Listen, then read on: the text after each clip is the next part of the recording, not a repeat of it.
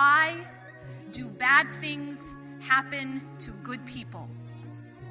Why do bad things happen to good people? This is a question which so many people have struggled with, and so many people have not found the right answer. And because of that, we have people who have abandoned God. Now, we as Muslims, we as believers also sometimes have this question. And we have to understand the answer to this question. When I asked this question in my class, I asked the students, tell me this, why do bad things happen to good people? And I get various answers. Some people say, because God is testing them. Some people say, to bring us closer to God. I get all types of answers, but I've never gotten the answer I'm looking for. And the answer I'm looking for is, the question is flawed.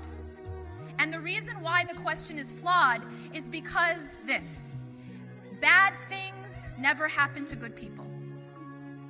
Bad things never happen to good people.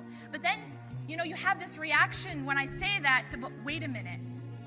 What about the people who've lost their homes? What about the people who've lost their lives? What about the people who are getting attacked? How can you tell me that bad things never happen to good people? And I will repeat, bad things never happen to good people. How do I know that? Because the Prophet ﷺ said so. He says in a hadith, عَجَبٌ لِأَمْرِ الْمُؤْمِنِ, the matter of a believer is strange. أَمْرُهُ كُلُّ خَيْرٍ, all of his matters are good. Every single thing that happens to a believer is in fact good. It is never bad. Do you know how powerful that is?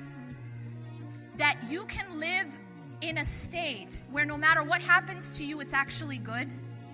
That no matter what is taken, no matter what is given, no matter what you face, it's always in the end, it's good for you.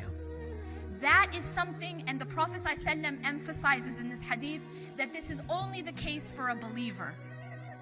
Because in fact, bad things can happen to bad people, but bad things can never happen to good people. The Prophet ﷺ said that something that makes the believer unique is that no matter what happens, if it is something that we love, something that we want, then the believer is grateful, and so it is good for him.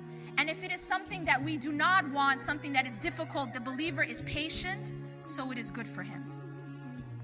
Why is this message so important right now?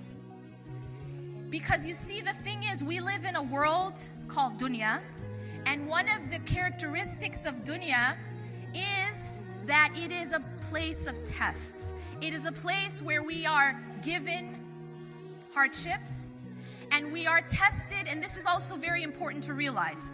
A lot of times we think that we are only tested with hardships. Many people have this idea. Many people think that, even the idea that, why aren't I being tested? Sometimes we hear a lot about Allah tests those He loves. And sometimes we might go through a period in our lives of ease, and we might think to ourselves, why aren't I being tested? Does that mean Allah doesn't love me? And in this question is something flawed, because we assume that Allah only tests through hardship. We assume that Allah only tests through loss, and that's not true. Allah tells us in the Quran that He tests with both ease and hardship.